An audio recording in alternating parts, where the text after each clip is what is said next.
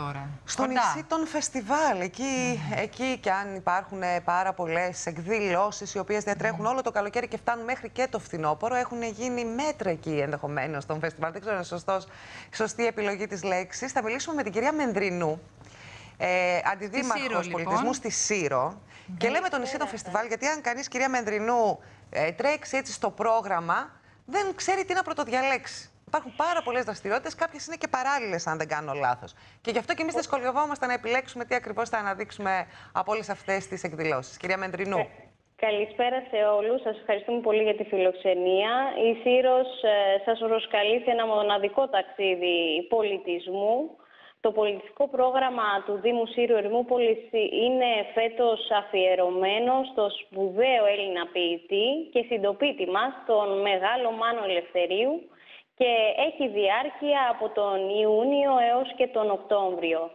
Αξίζει να σημειωθεί ότι η φετινή προσπάθεια επικεντρώθηκε σε μεγάλο βαθμό όχι μόνο στην ανάδειξη του πολιτιστικού μας πλούτου, αλλά και στην αξιοποίησή του με γνώμονα την κοινωνική προσφορά. Τι θέλω να πω με αυτό? Ότι το πολιτιστικό πρόγραμμα της Σύρου περιλαμβάνει πολλές εκδηλώσεις, όπου τα έσοδα θα διατεθούν για τη στήριξη κληροδοτημάτων και συλλόγων που έχουν ως κύριο σκοπό την στήριξη ευπαθών ομάδων.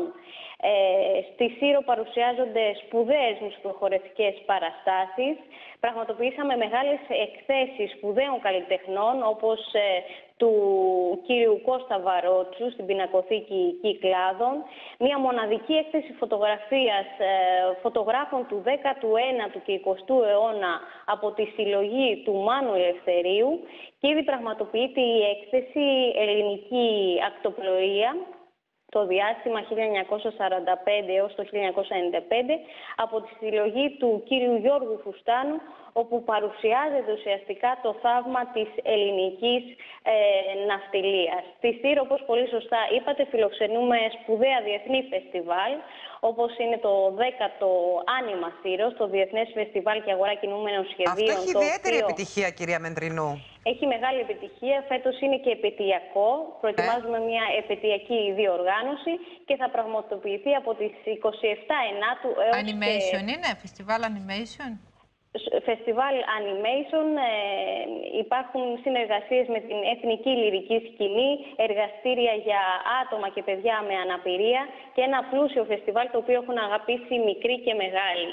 Αξίζει να αναφέρουμε ότι ήδη έχει ολοκληρωθεί το φεστιβάλ Αργεντίνικου Τάγκο, το 24ο φεστιβάλ Κιθάρας, το φεστιβάλ Κινηματογράφου, το φεστιβάλ Χορού, το φεστιβάλ Αιγαίου με κορυφαία. Τι εύκολα που τα λέτε και πόσο δύσκολα γίνονται.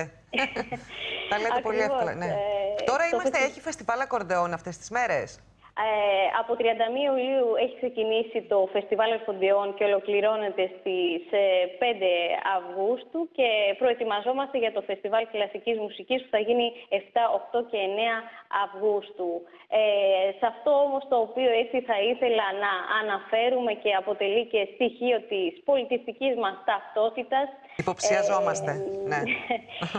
Μία από τις μεγαλύτερες προσωπικότητες που έχει γεννήσει η Σύρος και άσκησε τη μεγαλύτερη επιρροή ουσιαστικά στο χώρο του, δεν είναι άλλη από αυτή του μεγάλου Μάρκου Βαμβακάρη. Γι' αυτό το λόγο ο Δήμος Σύρου Ερμούπολης και το Επιμελητήριο Κυκλάδων παρουσιάζουν το δεύτερο φεστιβάλ ρεμπέτικου, η Σύρα του Μάρκου Βαμβακάρη, το οποίο ανοίγει την αυλαία του 38 και ολοκληρώνεται 3 Ενάτου υπό την αιγίδα του Υπουργείου Πολιτισμού. Περιλαμβάνει συναυλίες, σεμινάρια, έκθεση λαϊκών μουσικών οργάνων, παρουσιάσεις βιβλίων και άλλες εκδηλώσεις, μέσα από τις οποίες θα αναδειχθεί το ρεμπέτικο, τόσο το ρεμπέτικο όσο και η συμβολή του Μάρκου Βαμβακάρη στη λαϊκή μουσική. Και μάλιστα ο γιος του Μάρκου Βαμβακάρη, κυρία Μενδρινού, είναι που θα κάνει το σεμινάριο. Το σεμινάριο, όπως και η λήξη του φεστιβάλ, θα πραγματοποιηθεί από το Στέλιο Βαμβακάρη. Είναι μεγάλη τιμή μας που θα έχουμε τη δυνατότητα να έχουμε τον Στέλιο Βαμβακάρη κοντά μας, ο οποίος είναι ένας εξαιρετικός μουσικός και θα παίξει Μάρκο στη Σύρα. Οπότε σας προσκαλούμε στον τόπο που γέννησε το ρεμπέτικο, στη Σύρα του Μάρκου Βαμβακάρη, σε μια προσπάθεια να διατηρήσουμε ζωντανή τη λαϊκή μας μουσική, η οποία ανδιαφυσβήτητα αποτελεί μέρος της πολιτιστικής ταυτότητας και της άλλης πολιτιστικής. Όποιος ανταποκριθεί στην πρόσκλησή σας, κυρία Μενδρινού, θα βρει κάποιο κατάλημα ή βουλιάζει το νησί ήδη με το που μπήκαμε στον Αύγουστο? Είναι πολύ ενθαρρυντικά τα στοιχεία. Με βάση τα στοιχεία επισκεψιμότητας για το μήνα Ιούλιο, διαπιστώνουμε ότι ο φετινός ήταν ο καλύτερος των τελευταίων 4 ετών.